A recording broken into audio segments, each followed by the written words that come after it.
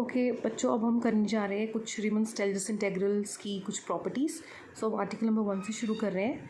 Property number 1 is कि अगर F and G दो फंक्शंस रीमन स्टाइलस इंटीग्रेबल हैं on interval A B. I hope you all know, by now you know the meaning of this. F belongs to या G belongs to R alpha. F and G belongs to R alpha means F is और G is Riemann Stieltjes integrable. So this is the short form to write the function is Riemann-Stieltjes integrable. So you need to show that if two functions are Riemann-Stieltjes integrable, then a into first function plus b into second function is also Riemann-Stieltjes integrable. And further you need to show that integration of a f plus b g over interval a b is equals to a बाहर आ गया और integration अलग अलग होगी, इधर से b बाहर आ गया. सो स्टार्ट के लिए हम करेंगे, हम एक पार्टीशन p लेंगे. हमेशा आपने शुरुआत पार्टीशनिंग से करनी है. इंटरवल की पार्टीशनिंग पी ले लीजिए और जो फंक्शन को तुमने रीमन इंटीग्रेबल शो करना है ए एफ प्लस बी जी को, उसको नाम दे देंगे हम फाई. हम रीमन स्टाइलस सम की हेल्प से उसको रीमन इंटीग्रेबल शो करेंगे, जो हमने अभी डेफिनेशन करी थी प्रीवियस वीडियो में. उसकी हेल्प से हम शो करेंगे कि ये रीमन स्टाइलस इंटीग्रेबल है ये फंक्शन. तो जिस फंक्शन को तुमने रीमन स्टाइलस इंटीग्रेबल शो करना है उसका तुम रीमन स्टाइलस सम ले लो. रीमन स्टाइलस सम कैसे लेते हैं? एस पी एफ की जगह यहाँ पर फाई है function. Phi function is what? A F plus B G. ठीक है, A F plus B G. So इस फंक्शन का तुमने रीमन सम ले लिया. इसका सम कैसे डिफाइन किया था? फाई टी के, एफ टी के लिखा था ना आपने, यहाँ पर फाई टी के लिखेंगे. डेल्टा अल्फ़ा के एंड के वेरिंग फ्रॉम जो भी आपने पार्टीशनिंग लिए, जितने भी पॉइंट्स लिए, मान लो n पॉइंट्स लिए तो 1 to n. फिर आपने फाई की जगह आपका जो भी वैल्यू है फाई की वो पुट कर देनी है. k varying from 1 to n, A F plus B G T K delta alpha के.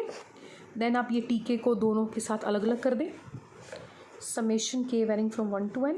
यहाँ बुक से देख लेते हैं तो ये हमने यहाँ पर अलग अलग कर दिया.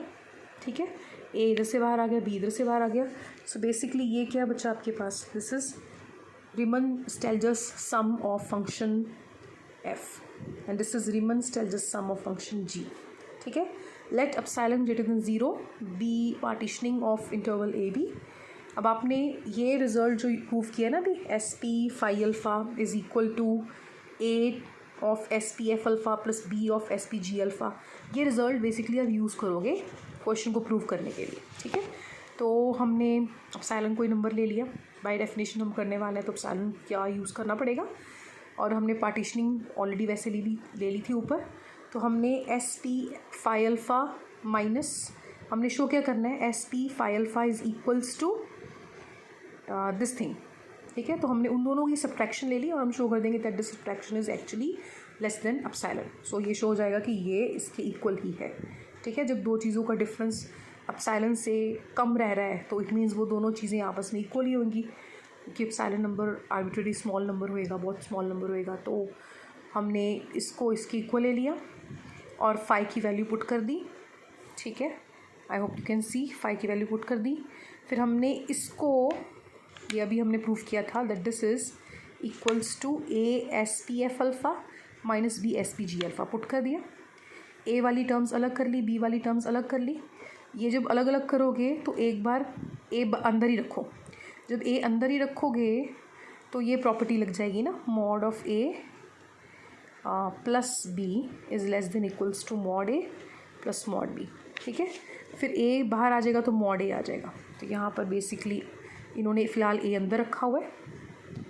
आप चाहो तो इसको बाहर लिख दो क्योंकि बी बाहर लिखा हुआ है ना, तो अब ए को भी बाहर ही लिख दो. ऐसे मॉड ए लगा दो, एक और मॉड लगा दो एस पी एफ अल्फ़ा के आगे. ठीक है, तो आपके पास यहाँ तक आ गया. इसके बाद फिर since F is Riemann Stieltjes integrable on interval A B there exist a partitioning, ये डेफिनेशन लगा दी रीमन स्टाइलस इंटीग्रेबल की on the function F. So F function के लिए पार्टीशनिंग का नाम पी एफ ले लो. आप कोई भी नाम दे सकते हो, पी डैश भी दे सकते हो. डेफिनेशन लगा दो that this is less than epsilon होता है वैसे तो, लेकिन यहाँ पर हमें एप्सिलॉन के नीचे ये क्वांटिटी लिखनी पड़ेगी. और डेफिनेशन रिकॉल कर लो, डेफिनेशन ही लगाई है, कोई चेंज नहीं है. That there exist a partitioning P finer than P F final ले ली और S P F alpha minus integral is less than, वहाँ पर ईटा लिखा था ना, तो eta is basically the integral A to B F D alpha is less than epsilon. Also since G belongs to R alpha, so इसके लिए partitioning P G exist करेगी, इसके लिए भी डेफिनेशन लगा दी. अब दो पार्टीशनिंग्स हैं P F and P G, उनका यूनियन ले लिया पी डैश. ठीक है, फिर आपने दोनों डेफिनेशनों में आपने कहा था ना कोई भी पार्टीशन जो पी एफ और पी जी से फाइनर है, ये डेफिनेशन उसके लिए होल्ड करेगी. So instead of P now we are using P dash. ठीक है, तो ये दोनों रिजल्ट्स होल्ड टुगेदर. इसके बाद आपने ये वाला ही रिज़ल्ट को पीछे यूज़ करना है, दैट यहाँ पर मैं आपको दिखा देती हूँ यहाँ पर. सो ये चीज़ लेस आ गई आपकी एप्सिलॉन अपॉन 2 मॉड ए से, और ये चीज़ लेस आ गई एप्सिलॉन अपॉन 2 मॉड बी से. तो मॉड ए कैंसिल हो जाएगा, मॉड बी कैंसिल हो जाएगा, you'll be left with epsilon by 2 epsilon by 2. ठीक है, तो ये टोटल एप्सिलॉन बन जाएगा. सो आपके पास आ जाएगा S P phi alpha is equals to this thing. ठीक है, तो S P phi alpha is equal to this thing. ठीक है, तो आपके पास आपका रिज़ल्ट आ गया. यहाँ पर थोड़ी सी करेक्शन कर लो, ये नहीं है. ठीक है, so this is article number 1.